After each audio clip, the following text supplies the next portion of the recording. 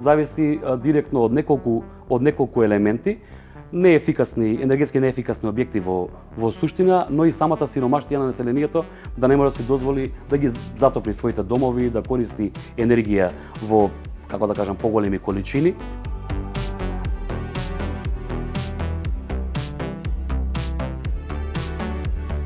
Правената транзиција како концепт ги зема во предвид токму најранливите категории на граѓани, но и ги зема во предвид работниците и населението во оние региони кои ќе транзитираат. Ние мораме да гледаме на цела економија и на цело општество и нормално дека најмногу енергија ќе ни треба за да го поправиме овој дел кај што се најсиромашните.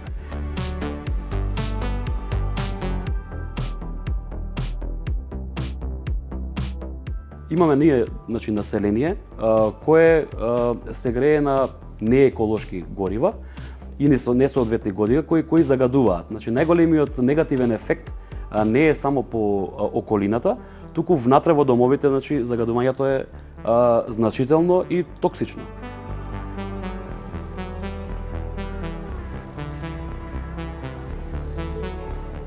Едни принципи прифатени во ЕУ, едни принципи на водење на економијата и трансформација, која ќе доведе до отстранување на фосилните горива во енергетиката и примена на обновливи извори на енергија.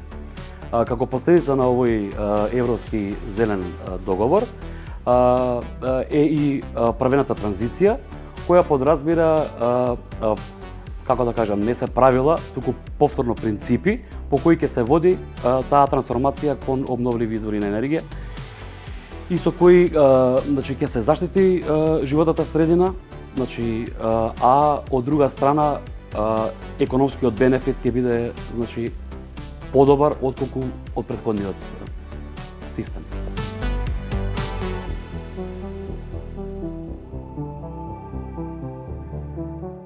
Тоа да го направиме со што помалку жртви во економијата, особено оние најранливи категории што се во општеството и во социјалата. Но примерите што ги гледаме низ Европа, како примерот во Франција со жолтите елеци, таму владата ги намали даноците во несоштински сегмент, а од друга страна ги покачи даноците кај горивата, како ја промовираш така како еколошка мерка.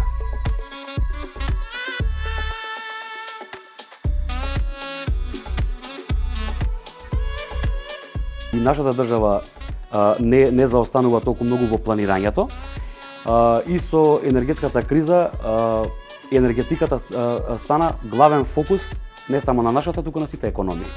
Се уште програмите и мерките кои поддржуваат ваква зелена транзиција се премногу мали за да ние да видиме некаква промена, но сепак јас би рекол дека процентот на застапеност на обновливи извори на енергија во последните 2 години е далеку по-изразен отколку што беше во минимални проценти во претходниот период.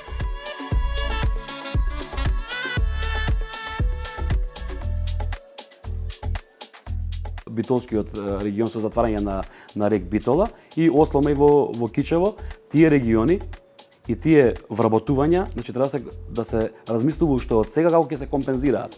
На кој начин треба да се вршат обуки, доквалификации, преквалификации на работната сила, за таа да може понатаму да се интегрира во економијата и нормално ако се возможи зелени работни места, тие се и поплатени и се почисти како работни места. Зелените работни места се комплетно решение за оваа трансформација. Кога би го погледнале од аспект на енергетска транзиција, овие заедници би можеле да учествуваат во изградба или монтирање на соларни централи и во одржување на соларни, на ветерни централи, да се обучат и така добиваат вработување на зелено работно место кое ќе биде чисто и добро платено. Во тој момент, тие би размислувале на друг начин и би се однесувале на друг начин.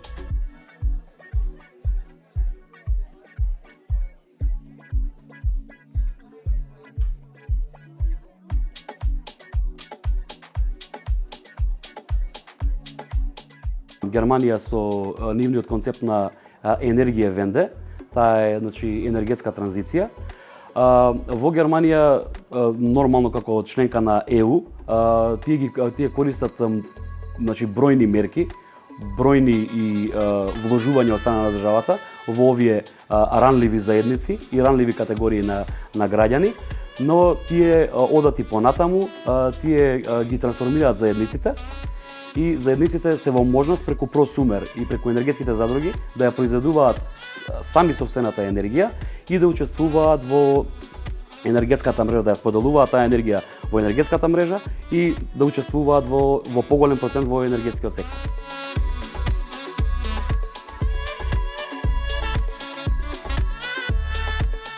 Они имаат еден огромен регион на ископ на јаглен, каде што имаат оние загадувачки термоелектрани. Пред неколку децении тие решија да ги затворат овие загадувачки капацитети и да ги заменат со соларни електрани и со значи други обновливи извори на енергија како компензација на затворените топлински централи. Во таа трансформација беше многу добро спроведена во Шпанија и сите оние кои беа вработени во овие термоелектрани со преквалификации, со обуки и со дополнително образование ги трансформираат своите работни места во зелени работни места или и во подобри, значи во подобро платени и во поубави услови да работат. Значи нема да копаат повеќе јаглен во рудник, туку ќе работат значи нешто што е и технолошки да речеме понапредно, пример на соларни централи, на одржување на ветерни централи.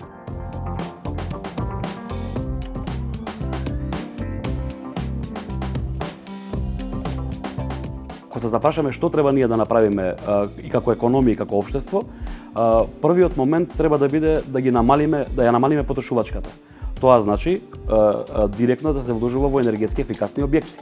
Во тој случај, значи сите овие групи на граѓани би ја намалиле својата потрошувачка и би можеле да ја компензираат со соларни панели или со други начини кои исто би требало да бидат поддржани со мерки од страна на властите.